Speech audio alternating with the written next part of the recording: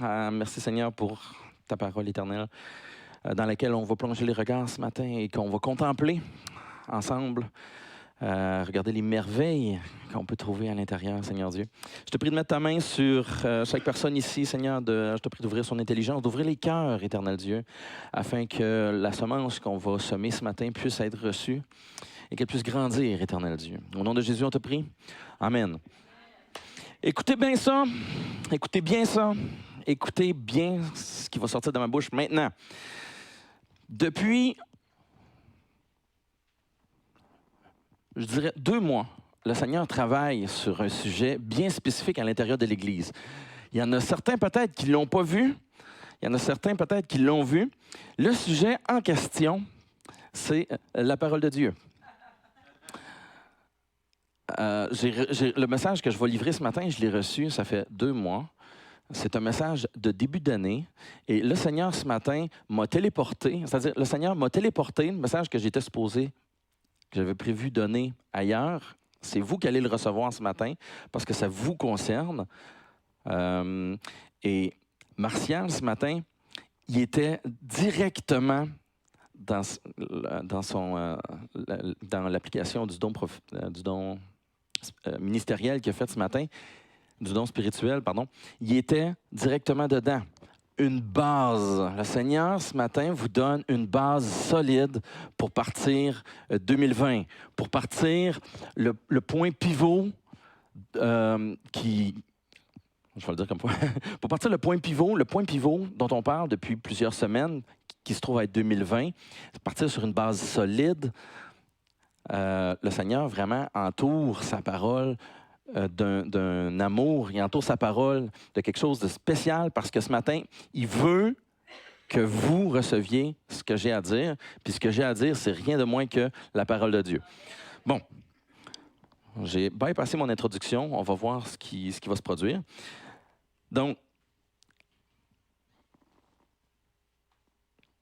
point pivot. Un point pivot, ça tourne autour de quelque chose. Si on pivote en 2020, on tourne autour d'un point, il y a un point qui est fixe. Un pivot, on tourne autour d'un point central. Le point central dont tout le monde parle doit être un point stable. Ça doit être un point sur lequel on ne doit pas se poser de questions. On va-tu à gauche, on va-tu à droite? Non, le point est là, puis on tourne autour de ce point-là. Pour pivoter, ça prend un point fixe. Je ne peux pas faire un pivot dans les airs, je dois faire un pivot sur mon pied. Vous me suivez? Amen. Et si, ce matin, je demandais sur quoi tu bases ta foi, quelle serait ta réponse? Par exemple, tu pourrais dire que c'est sur la fidélité de Jésus. Ce qui n'est pas une mauvaise réponse, parce que Jésus, il est fidèle. Mais si je te pose la question, sur quoi tu bases ta foi, tu peux répondre ça. Il y en a pour qui c'est le cas. Je peux aussi te poser la question une seconde fois, puis tu pourrais me répondre, c'est sur l'expérience personnelle que j'ai faite lors de ma conversion. C'est sur ça que je base. Je garde ce souvenir-là en tête et puis je base le reste de ma vie chrétienne sur le souvenir de ce que Jésus a fait pour moi.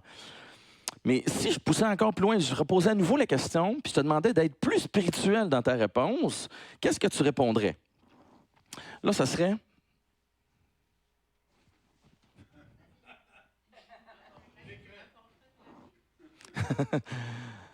Romains 10, 17, la foi vient de ce qu'on entend. Donc, sur quoi tu bases ta foi? Sur ce que tu entends. Ce que tu entends vient de la parole de Christ. Amen. Amen, Seigneur, pour ta parole. Donc, logiquement, à partir d'ici, il y a 2 possibilités. La première possibilité, c'est est-ce que c'est vrai pour toi? Est-ce que c'est vrai que tu bases ta foi sur la parole de Christ? Si la réponse est non, le message de la semaine dernière comportait 8 résolutions et la première était lire la Bible. Donc, si la réponse est non, c'est pas vrai pour moi, je ne base pas ma foi sur la lecture de la parole de Dieu. Le message de la semaine passée, la première résolution, c'était pour toi. Et si la réponse est oui, il y a une deuxième question logique qui suit. Est-ce que tu lis la parole si tu bases ta foi sur la parole de Dieu? Est-ce que tu lis la parole de Dieu? Et là, suivez-moi bien. Je ne parle pas du verset que je viens de projeter à l'écran. Ça compte pas. Je ne parle pas du verset qui est lu à l'agapé. Ça compte pas. Je ne parle pas des versets qui sont cités lors lors de la réunion de prière. Ça compte pas. Je ne parle pas d'un verset que tu as cité comme ça de même en témoignant à quelqu'un ou du verset que tu as accroché sur le mur de ta maison. Ça compte pas. Ça, c'est pas lire la parole de Dieu, ça. OK? Donc, si je te pose la question, est-ce que tu lis la parole de Dieu? Enlève tout ça et réponds-moi, oui ou non. Ne réponds pas. À tous les jours, est-ce que tu lis la parole de Dieu? Dans le sens de prendre un temps à part où je vais m'isoler, loin des perturbations de la vie, un lieu secret dans lequel je vais prendre du temps entre moi et Dieu et je vais lire. La vraie lecture, un moment dédié. Ton alarme sonne, c'est parfait. C'est mon temps de lecture, je n'existe plus aux yeux du monde. Parce que j'ai peur de poser la question. Pour vrai. Parce que j'ai peur que vous disiez oui juste pour me faire plaisir. Parce que si tu bases ta foi, si elle n'est basée sur un livre que tu ne lis pas, ta foi est basée sur un inconnu pour toi, un gros point d'interrogation. Je pourrais affirmer ce matin n'importe quoi sur la parole de Dieu, ça va passer comme dans du beurre parce que tu ne lis pas la Bible. Autrement dit, ce que je dis, tu n'es pas capable de l'accoter sur quoi que ce soit dans la parole de Dieu. Tu prends pour acquis ce que je dis. Et je pourrais passer une énormité ce matin. Parce que j'affirme parler sur la parole de Dieu, j'affirme parler au nom de la parole de Dieu, je suis en avant, j'ai un micro, et qu'est-ce qui se passe? Vous vous dites, certainement, il ne dira pas de niaiserie. Il y a une coupe de filtre qui a dû passer, il a été testé, donc c'est sûr que ce qu'il va dire, c'est vrai. Si vous ne lisez pas la parole de Dieu, vous prenez pour acquis que le gars en avant, il est solide dans sa lecture. Sinon, c'est ça. La Bible, c'est une boussole qui indique toujours la vérité. Puis tu ne sauras pas si je m'écarte de la vérité si tu ne lis pas la parole de Dieu. Et pourquoi je parlerais de la parole de Dieu ce matin? Si on regarde les statistiques nord-américaines qui concernent la lecture de la parole de Dieu, on l'a fait un petit peu à l'agapé, on a pleuré. C'est triste. Le temps moyen qu'un chrétien passe dans les disciplines spirituelles normales, là, la prière, la lecture de la parole, les temps spirituels classiques, les disciplines spirituelles, c'est triste. C'est quelque chose comme 15 minutes par semaine. La moyenne. C'est désastreux, la Bible. Puis en plus, ça suit une courbe descendante. On lit de moins en moins la parole de Dieu. Ça a de quoi préoccuper, parce que si tu ne lis pas la Bible, tu te fais des idées sur la Bible. Tu te mets à penser des choses à propos de la Bible. Et facilement, tu peux penser que c'est compliqué, puis facilement, tu peux penser que ça prend quelqu'un pour parler de la Bible, pour te parler de la Bible. Quelqu'un pour t'expliquer la parole de Dieu. Ça devient facile de penser ça, parce que de toute façon, c'est à peu près la pensée générale dans les milieux chrétiens. Donc, ceux qui se basent sur la parole, je ne parlerai pas des milieux évangéliques, on va y aller général. Ça prend un curé pour expliquer la parole de Dieu. Une simple ouaille ne peut pas comprendre. Il faut que ça passe par le filtre du curé. C'est facile de penser, ça devient facile de penser ça, parce que c'est ça qui est ambiant. Et d'ailleurs, si tu te fies à ceux qui vont expliquer la Bible pour toi, genre la fin des temps, ça se peut que tu sois plus mêlé en sortant qu'en rentrant. Merci Seigneur, ce n'est pas notre cas ici. Mais il s'agit juste de faire le tour, puis tu te poses la question, il comprends-tu le sujet dont il parle, le prédicateur? Parce que je rentre, j'ai une idée, je ressors, je suis tout mêlé. Là, ça ne te donne pas envie d'aller lire ce qui concerne la fin des temps, non? Mais est-ce que c'est vraiment le cas? Est-ce que c'est vraiment trop dur à comprendre, dans le fond, la Bible? C'est quoi la Bible? Donc, je vais te brosser un portrait de la Bible. Et avant de commencer, ça, c'est ma Bible. Elle a 20 ans. Elle est tout sauf neuve. J'en prends soin. Il y aurait une discussion à avoir sur quel soin est-ce qu'on apporte à la parole de Dieu. Mais, alors, assemblée, voici la Bible. Bible, voici l'assemblée. Voici ce sur quoi vous basez votre foi. Sur du papier comme ça. De l'encre sur du papier. Est-ce que, maintenant que j'ai fait les présentations, est-ce que vous connaissez la Bible? Non, je voulais juste présenter. On va regarder quelques statistiques ensemble, parce que ça a l'air épais. Elle n'est pas si grosse que ça, hein? Il y a des livres qui sont plus gros que ça. Mais c'est juste parce que les feuilles sont minces et c'est écrit petit. Donc, ça prend des yeux pour lire ça, des bons yeux. Et puis, il y a une double colonne aussi. Il y a du petit texte, ça devient vraiment petit et dur à lire. Donc, fiez-vous pas à la grosseur du livre, il y a du stock dedans.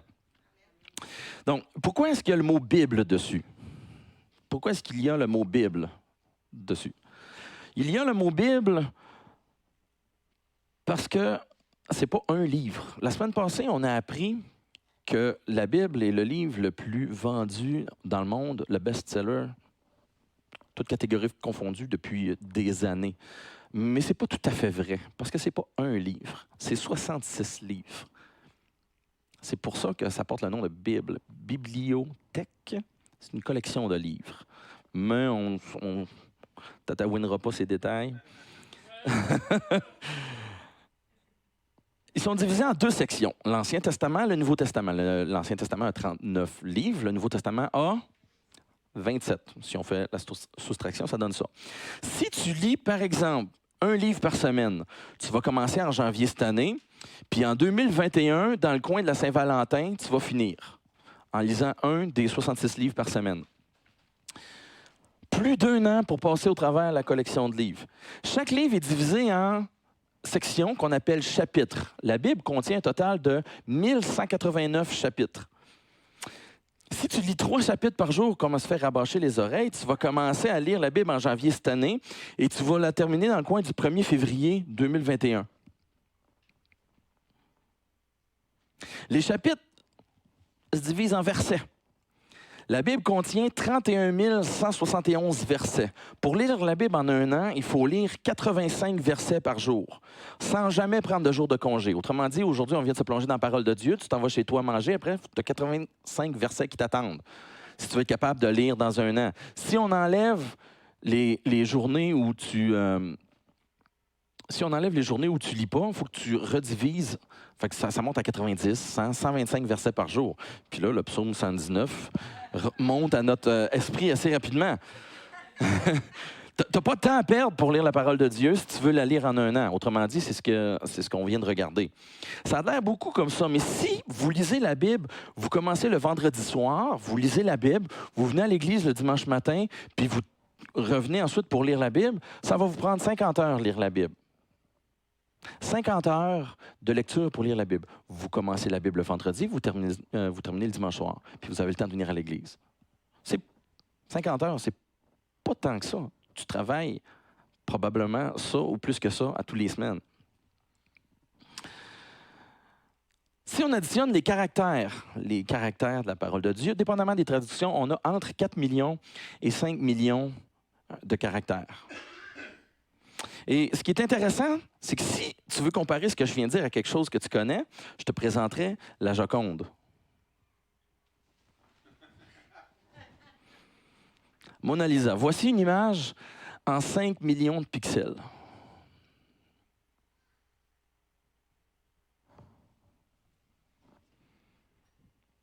En 5 millions de pixels. Si tu lis la Bible en 1 an, tu vas lire 12 615 pixels par jour. Donc, pour te faire une idée ici, c'est comme si tu lisais les 10 premières lignes de pixels aujourd'hui. Tu es dans l'arrière-plan, là, tu es en haut, là, tu lis les 10 premières lignes de pixels. Puis demain, tu lis 10 lignes de pixels. Puis là, tu commences à lire comme ça demain. Et si tu lis la Bible en 1 an, est-ce que les premiers pixels, tu vas t'en rappeler? Puis les 10 suivants, est-ce que tu vas t'en rappeler? Puis les autres après, est-ce que tu vas t'en rappeler? Est-ce que tu vas être capable de reprendre les pixels puis de recoller l'image de la parole de Dieu si tu lis la Bible en 1 an? Tu vas être probablement capable de te faire une image générale de la parole de Dieu. Mais est-ce que tu vas être capable vraiment de recoller les morceaux dans ta tête puis de dire non, c'est la Joconde, ou tu dis non, c'est une paire d'yeux, parce que c'est ce que je me rappelle, ou tu vas dire non, il y a un arrière-plan, regarde, c'est des montagnes, c'est une rivière. Non, finalement, c'est une paire de mains, parce que c'est tout ce que tu te rappelles. Et si, ça, c'est prendre pour acquis que tu lis la Bible en commençant de la Genèse pour aller jusqu'au dernier livre de la parole de Dieu. Donc, tu commences d'en haut, tu descends. Mais si on se fie à la façon dont la plupart des gens lisent la Bible, ils lisent la Bible en relisant toujours les mêmes versets ou les mêmes livres qu'ils connaissent, puis ils délaissent, par exemple, tout l'Ancien Testament, sauf les psaumes et peut-être Proverbes, pour les plus zélés. Donc, ils relisent toujours la même chose. Donc, ce qui se produit, c'est que tu es toujours en train de lire les mêmes lignes de code. Est-ce que tu vas être capable de recoller l'image dans ta tête s'il y a des grands bouts noirs qui manquent? Une des façons que les gens utilisent pour nous empêcher de reconnaître quelqu'un, une photo, là, ils font une barre noire sur les yeux. Juste une barre noire, ici, là, pourrait être suffisant pour empêcher de reconnaître la personne si c'était la personne. C'est pas beaucoup, c'est juste un petit carré noir, puis on vient de perdre l'entièreté de l'image. Bon, imaginez si vous avez des gros carrés noirs dans votre lecture de la parole de Dieu. Il manque des morceaux.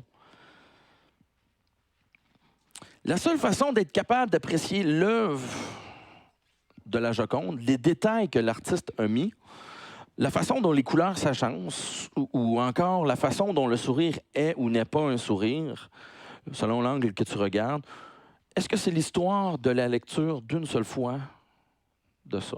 Est-ce que tu es capable d'apprécier la subtilité? Est-ce que c'est en lisant les lignes, rien qu'une fois, que tu vas être capable d'apprécier le détail?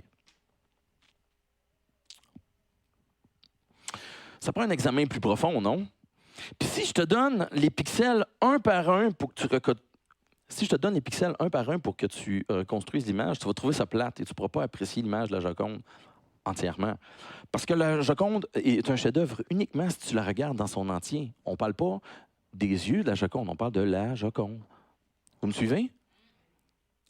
C'est l'entièreté de la parole de Dieu qui est un chef-d'œuvre. C'est pas juste Genèse, ou juste Matthieu, ou juste Jean, ou juste Éphésiens. C'est l'entièreté de la parole de Dieu. Tu ne peux apprécier le chef-d'œuvre que si tu lis l'entièreté de la parole de Dieu. Et si tu peux te rappeler d'une seule chose par rapport à ça, c'est qu'il faut lire pour avoir une vue d'ensemble du chef-d'œuvre de Dieu. Mais quand tu relis, il se produit un phénomène assez incroyable.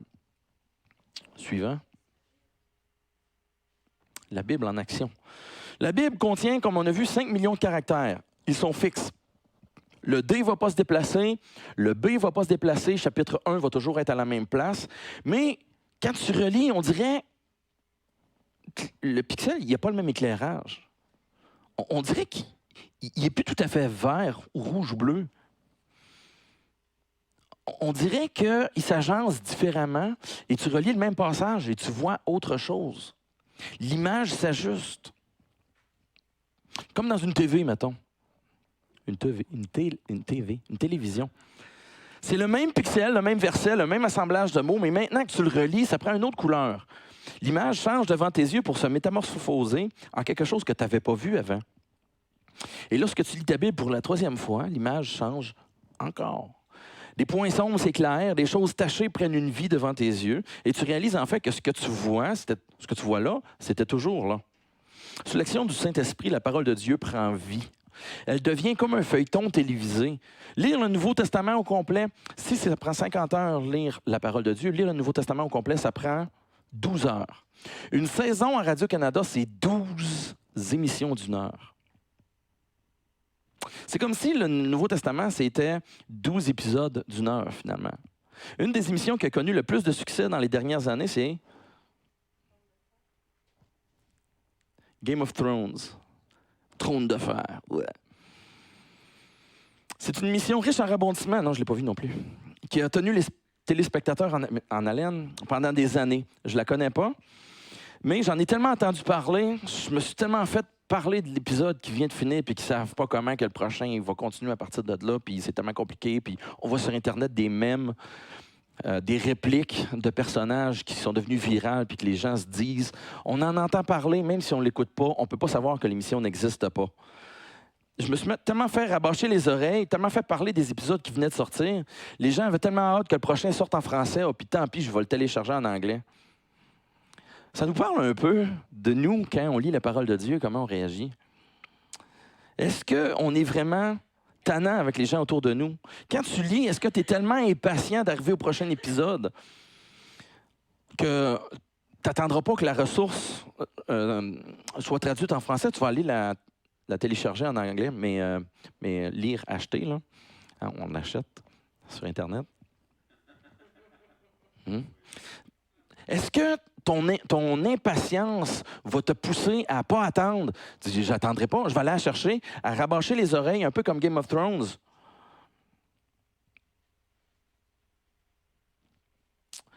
L'Ancien Testament, pour sa part, c'est la différence, c'est 38 heures à lire. Si le Nouveau Testament, c'est une saison, l'Ancien Testament, c'est 3 saisons. Tu trouves toutes sortes d'histoires dans l'Ancien Testament, dans le Nouveau aussi, assez incroyables. Il y a du monde qui passe au travers des portes.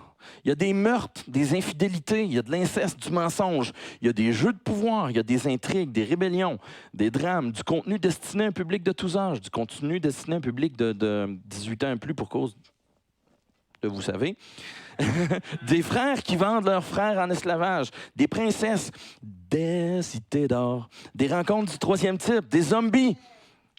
Il y a carrément une portion qui est destinée au jeu de trône, toute la section qui concerne les rois et les chroniques. Quand tu lis le Nouveau Testament, c'est comme si tu écoutais... Quand tu lis le Nouveau Testament, c'est comme si tu écoutais la saison finale de ton émission favorite. Toutes les ficelles que le scripteur a laissées ouvertes dans l'Ancien Testament sont fermées dans le Nouveau Testament. Puis la fichue question que tu te poses, est-ce que le héros meurt à la fin? Est-ce que le méchant se fait prendre? Bien, ça trouve sa réponse dans le Nouveau Testament. Je ne vais pas te la donner. Il va falloir que tu lises la Bible. Puis si on combine tous les épisodes... Si on combine tous les épisodes, ça donne un ensemble qui a certainement de quoi te plaire. Là-dedans, il y a sûrement quelque chose pour te plaire. Et ensemble, ça fait 4 saisons qui culminent dans un crescendo d'une intensité tellement incroyable que le dernier épisode s'appelle... L'Apocalypse. C'est tout un crescendo, hein? Genèse, les commencements, au début, dans un jardin, tout paisible. Puis ça finit que tout est détruit, puis on recommence à zéro. L'Apocalypse, l'apothéose. Tu vas finalement savoir c'est qui monte sur le trône à la fin de l'histoire. Puis tant qu'à t'intéresser à Game of Thrones, pourquoi tu ne pourrais pas t'intéresser à la seule game qui est intéressante? La Game of Thrones. Le trône. Le seul qui vaut la peine pour lequel on s'intéresse. Parce que c'est de ça qu'il est question finalement. Un homme dont la royauté était remise en question, qui est obligé d'aller établir son autorité, puis est-ce qu'il va enfin, oui ou non, monter sur son trône et régner sur toute chose? Est-ce que ses ennemis vont être mis sous ses pieds? C'est ça qu'on veut savoir. La Bible, c'est ça le sujet du début à la fin. Quand tu es à jour dans la lecture de ta Bible, quand tu lis la Bible à tous les jours, quand tu ne manques pas un épisode, quand tu as hâte à l'épisode suivant, ça donne 3 saisons dans l'Ancien Testament et 1 saison dans le Nouveau Testament. Donc, 4 saisons dans une année, printemps, été, automne, hiver. Tu arrives à l'hiver, dernière saison, Nouveau Testament. Il y a 4 saisons dans l'année. Ça se lit dans un an, finalement. Bon, je vous dis ce matin que c'est possible de lire en un an la Bible, mais non seulement c'est possible, mais c'est désirable. On a vu jusqu'à présent que la parole de Dieu contient autant de pixels qu'une image, autant de caractères que de pixels dans une image. On a vu qu'il faut la lire assez pour être capable de reconstruire une image. On a vu que lorsqu'on lit la Bible plusieurs fois, les pixels vont s'agencer de façon différente. Excusez. De façon différente pour agencer les choses et former des épisodes. Mais tout ça, c'est quand même du texte. C'est quand même fixe. C'est quand même une colonne que tu lis, qui est à la page 1275. Ça ne bouge pas. C'est fixe dans le temps et on comprend partiellement comme au moyen d'un miroir déformant, pour citer la parole. C'est le temps de passer à la haute définition. Éphésiens 1:11 nous dit que celui qui opère... On l'a, Eric? Éphésiens 1:11 nous dit que celui qui opère toute chose a la résolution qu'il faut pour faire toute chose. Ce qui signifie qu'il a une forte résolution, une haute résolution, ou, pour continuer notre analogie, il a une haute définition, le HD. Si tu lis attentivement dans la parole de Dieu, mais pas si attentivement, tu vas comprendre que l'auteur du livre, il veut nous donner un peu de sa haute définition. Ça transpire du texte un peu partout, mais des versets comme Jean 6,14, qu'on est supposé d'avoir, nous disent littéralement que Dieu veut que nous ayons de ce qui est à lui. Parce qu'il prendra de ce qui est à moi et vous l'annoncera. Cette résolution-là, il veut que vous l'ayez. Cette ferme résolution, comme Paul nous parle également, c'est à nous de la saisir. Elle est disponible pour toi ce matin. Et le plus excitant dans tout ça, c'est que le upgrade, il est gratuit. Il faut juste avoir le décodeur. Puis le décodeur, c'est lui dont Jésus parlait, c'est le Saint-Esprit qui va nous annoncer toutes choses. Quand tu lis la parole de Dieu avec le Saint-Esprit, c'est comme si tu pensais au HD. Avant de commencer à lire la parole de Dieu, ouvre tes antennes et assure-toi que le décodeur est activé pour bien voir ce qui va se passer, ce qui va se passer pour toi dans le prochain épisode que tu vas lire. Le principe du HD, quand tu passes au HD sur ton ordinateur, sur ton téléviseur ou autre, c'est pas qu'on va rajouter plus d'informations. C'est que les détails concernant les informations que tu vas voir sont plus clairs. On passe de flou à brouillé.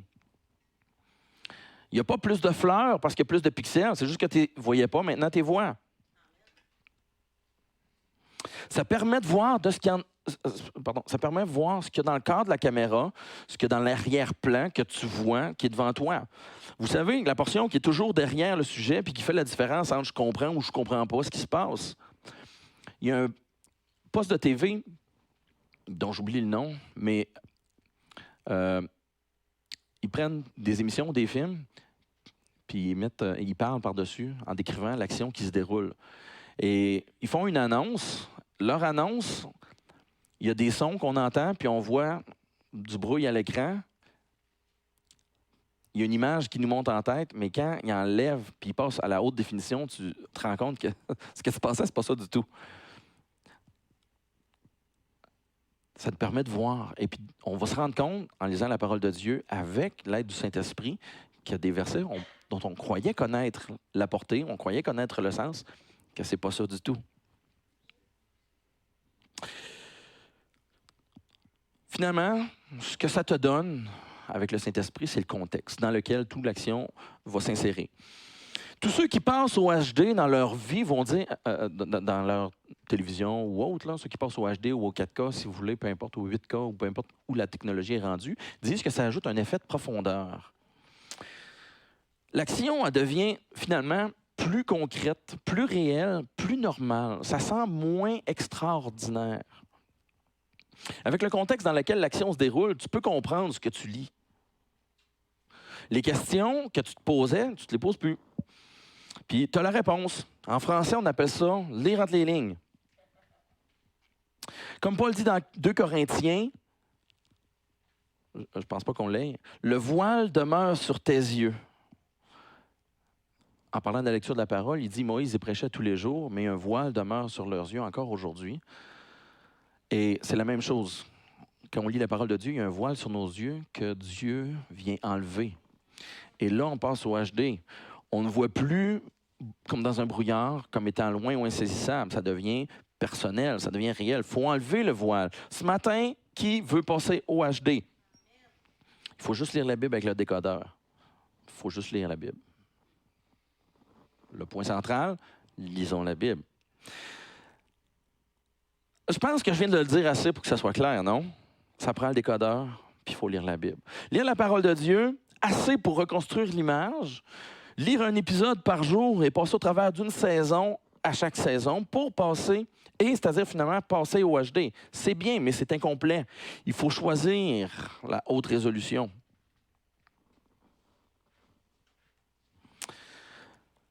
Le début d'année, c'est souvent le moment de prendre des résolutions.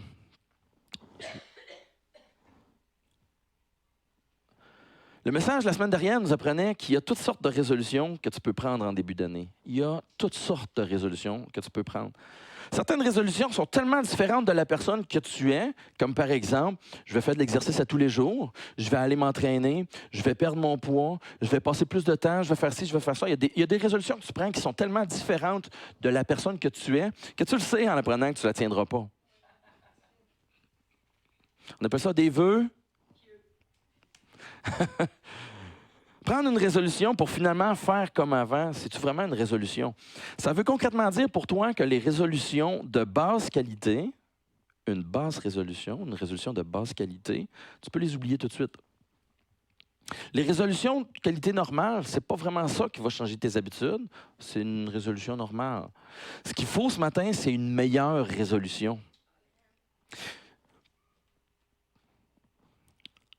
Pour que la lecture de la Bible et ta vie chrétienne, en passant, soit claire, ça prend une meilleure résolution. Une autre résolution, ou encore une fois comme Paul appelle ça, une ferme résolution sans contrainte. Sans contrainte. C'est juste ça qui va faire que ta résolution va tenir. Laisse-moi te dire ce matin que de prendre la résolution de lire la parole de Dieu, c'est une meilleure résolution par définition. Par définition, c'est une autre résolution. Ce matin, j'ai rapidement fait le tour de qu'est-ce que c'est la parole de Dieu pour enlever l'aura de mystère qui l'entoure. C'est tout sauf mystérieux. J'ai rapidement fait une démystification de la parole de Dieu pour que vous vous l'appropriez. Et pour que votre résolution cette année, votre point tournant cette année, pour que votre base solide pour commencer 2020 soit la parole de Dieu. Le Seigneur, il a parlé aux prophètes. Il a parlé au travers des auteurs de la Bible. Et c'est disponible ici, au bout du doigt. Pour justifier sa réforme, Calvin disait que tout le monde, même le chrétien le plus simple d'esprit, peut comprendre la parole de Dieu. Il disait que c'était à la portée de tous. Et ça allait à l'encontre du clergé, ça allait à l'encontre de ce que les gens pensaient de la parole de Dieu ce matin. Je vous dis la même chose ce matin. La parole de Dieu est à ta portée. Elle contient les choses que Dieu veut pour toi.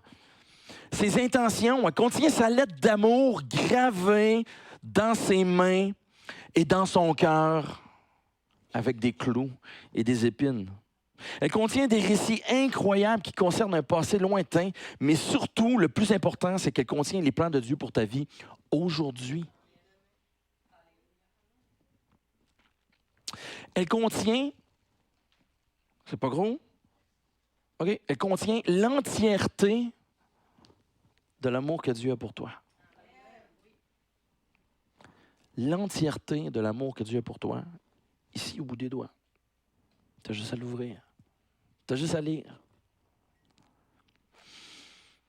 Elle contient le plan de sauvetage que Dieu a élaboré, qu'il a annoncé dans Genèse. Le plan de sauvetage que Dieu a pour te sauver, tu vas le trouver uniquement dans cette lettre d'amour.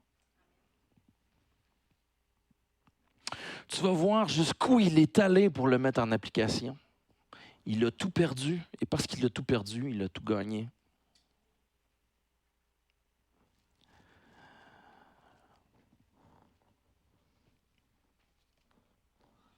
J'en ai un. J'en ai une. Si tu n'en as pas, on va t'en donner une aujourd'hui. Viens voir moi ou un responsable. Je ne veux pas que personne parte ici, arrive à la maison, et il n'y a pas de Bible à lire. Ce matin, ce que je veux, c'est qu'on prenne la résolution, une meilleure résolution de lire la parole de Dieu. Ce matin, ce que je veux, c'est que vous vous appropriez les promesses qu'il y a là-dedans. Ils n'ont pas ton nom, les promesses. Ton nom, il est gravé sur le cœur de Dieu, dans sa mémoire. Quand les clous ont été plantés dans ses mains, c'est là que ton nom était. Tout ça dans un livre. La seule chose entre toi et les promesses que Dieu a pour toi, c'est de le lire.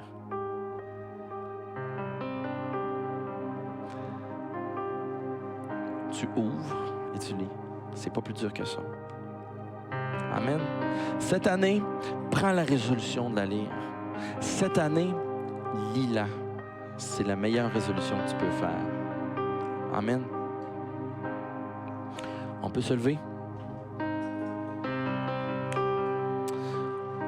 Alléluia, Jésus.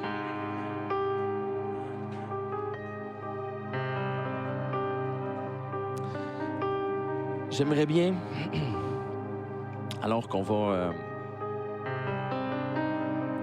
entrer dans un temps personnel avec Dieu, j'aimerais bien qu'on examine nos vies.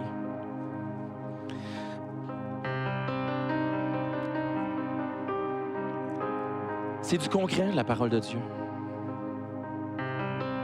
Il faut concrètement la lire, il faut concrètement se l'approprier. Il faut passer au HD, il faut la lire en entier. Ça, c'est les promesses que Dieu a pour toi ce matin, pour toi.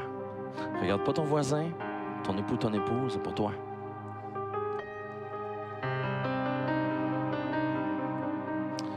Alléluia. Et ça va être le début d'une vie. Le point tournant que Dieu a annoncé pour sa parole de Dieu, je vous annonce ce matin que ça ne se produira pas si nous ne sommes pas fondés sur les Écritures. Si on veut s'approprier les promesses de Dieu pour 2020 et la décennie qui va s'en suivre, ça ne se produira pas si son peuple n'est pas fermement appuyé sur les Écritures. Ça ne se produira pas si ce matin, il n'y a pas un changement, il n'y a pas une résolution qui est prise de lire la parole de Dieu, de connaître la parole de Dieu, de s'approprier la parole de Dieu. Ça ne se produira pas. Tout ça, c'est conditionnel à être appuyé sur le rocher, sur le roc, sur celui dont on trouve le nom écrit dans la parole de Dieu. Dans la Bible,